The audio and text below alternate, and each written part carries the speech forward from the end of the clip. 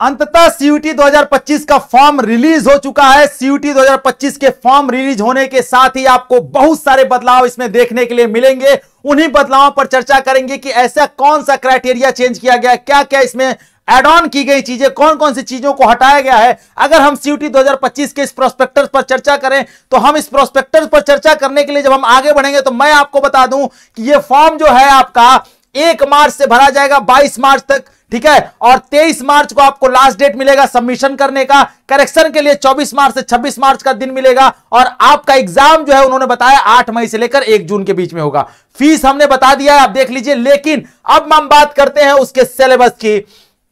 तो जैसा कि बदलाव पहले देखने के लिए उन्होंने बता दिया था कि ये बदलाव होने वाले हैं, तो 37 सब्जेक्ट टोटल इंक्लूड किए गए, 13 लैंग्वेज, 23 डोमेन और 1 जनरल एप्टीट्यूड टेस्ट, जिसमें 13 इंडियन लैंग्वेज को शामिल किया गया, सारी फॉरेन लैंग्वेज को बाहर कर दिया गया है, ठीक है। और डोमेन सब्जेक्ट की अगर हम बात करेंगे तो डोमेन सब्जेक्ट में अलग अलग डोमेन सब्जेक्ट को रखा गया, जैसा कि इन्होंने पहले बताया था। डोमेन सब्जेक्ट पर भी चर्चा करेंगे। जनरल एप्टीट्यूड टेस्ट को रखा गया, साथ ही साथ इन्होंने कह दिया कि आप मैक्सिमम 5 सब्जेक्ट ले सकते हैं, उससे ज्यादा सब्जेक्ट नहीं ले सकते आप। उसमें भी 1 लैंग्वेज और 1 general aptitude test add on रहेगा।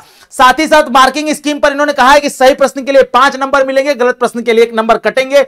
मोड ऑफ एग्जामिनेशन में कहा है सीबीटी मोड पर एग्जाम होगा, कंप्यूटर बेस्ड टेस्ट होगा आपका।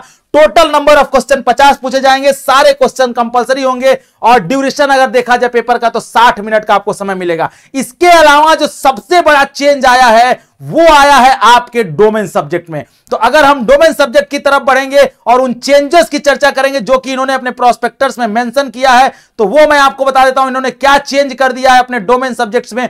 अगर हम सब्जेक्ट्स की तरफ बढ़ेंगे तो इन्होंने क्या किया है, डोमेन सब्जेक्ट में इन्होंने इन डोमेन सब्जेक्ट्स को रखा है, लेकिन साथ में नीचे लिखा है, जनरल एप्टीट्यूड टेस्ट के नीचे लिखा है कि अगर आप ये डोमेन सब्जेक्ट पहले देते थे, entrepreneurship, teaching aptitude, fashion study, tourism, legal study and engineering, graphic, तो इन डोमेन सब्जेक्ट की जगह पर आपको जनरल एप्टीट्यूड टेस्ट देना होगा। मतलब ये कि जो बच्चे बीए एलएलबी और जो बच्चे बीए प्लस बीएड करने जा रहे थे तो बीए प्लस बीएड के लिए टीचिंग एप्टीट्यूड देते थे, अब वो नहीं देना पड़ेगा। और बीए एलएलबी के लिए आप लीगल देते थे, अब वो लीगल नहीं देना पड़ेगा, केवल आपको जनरल एप्टीट्यूड टेस्ट और लैंग्वेज देना पड़ेगा।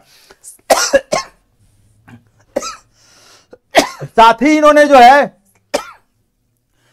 इन्होंने बहुत सारे बदलाव यहां पर कर दिए हैं। सिलेबस में भी बहुत सारे बदलाव आपको देखने के लिए मिलेंगे। अगर हम जीएटी का सिलेबस देखें, अगर जनरल एप्टीट्यूड टेस्ट के सिलेबस की चर्चा करें तो इन्होंने उसमें भयानक बदलाव किया है। भयानक बदलाव यह किया, पहले ये क्वेश्चन पूछते थे लेकिन अब इन्होंने मेंशन कर दिया कि जनरल साइंस और एनवायरमेंटल के भी क्वेश्चन पूछे जाएंगे। तो जनरल एप्टीट्यूड टेस्ट के सिलेबस में यह बदलाव किया है। बाकी जो डोमेन के सब्जेक्ट हैं उनमें भी ओल्ड एनसीईआरटी में जो चैप्टर्स थे, जो न्यू एनसीईआरटी में हटा दिए गए थे, उनको हटा दिया गया है, ठीक है। बाकी सारे आप किस सब्जेक्ट का डोमेन देना चाहते हैं, आप किस बदलाव के बारे में जानना चाहते हैं, कमेंट सेक्शन में जरूर बताइएगा। इन सारे बदलावों को अप्लाई कर दिया गया इस बार, तो इस बार आप फॉर्म भरने में जल्दीबाजी मत करिएगा, ध्यान से भरिएगा।